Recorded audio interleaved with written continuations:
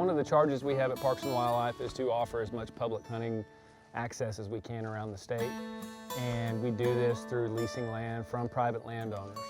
Public hunters purchase a $48 annual public hunting permit to be able to access these dove and small game areas as well as other areas throughout the state.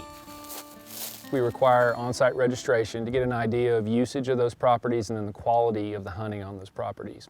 We've traditionally done this through paper on-site registration forms that a hunter would have to fill out on the way in and on the way out. Those forms had to be maintained. We had to resupply the boxes and go get the old forms out. These people had other things to be doing. Beyond that, there's a safety component with these cards out in the weather and who knows what else. Look at that. We went ahead and reached out to our IT division to talk about what a potential electronic on-site registration app would look like. So the app itself basically takes away the paper pen system. It allows the people to go out and they can sit in their truck and just pull up their phone, pull up the app. For the public, it's so that they can have a convenient way to fulfill their state-mandated reporting. And for us, it's a good way to gather data. The app itself has a number of different important functions, and one thing we wanted to make sure we could contribute as a communications division and as a team is that all of those functions were really well integrated and really just ensure that it was as easy to use as humanly possible, no matter how you approached it or what in particular that you needed to do with it.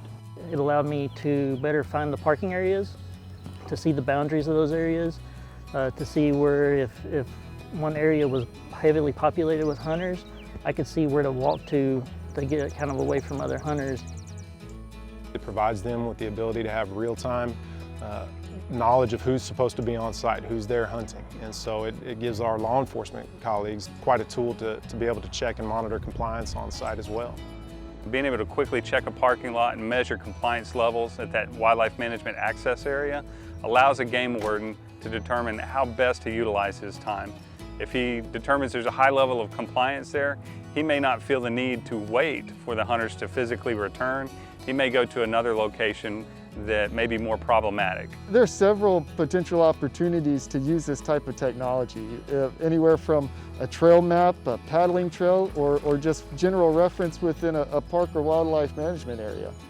One of the things that I think is so interesting about this team is that it's a group of very talented individuals from 4 different divisions that have come together to use their expertise to make a product that directly adds value to the experience of our public hunters, but it adds a significant amount of value for the agency as well.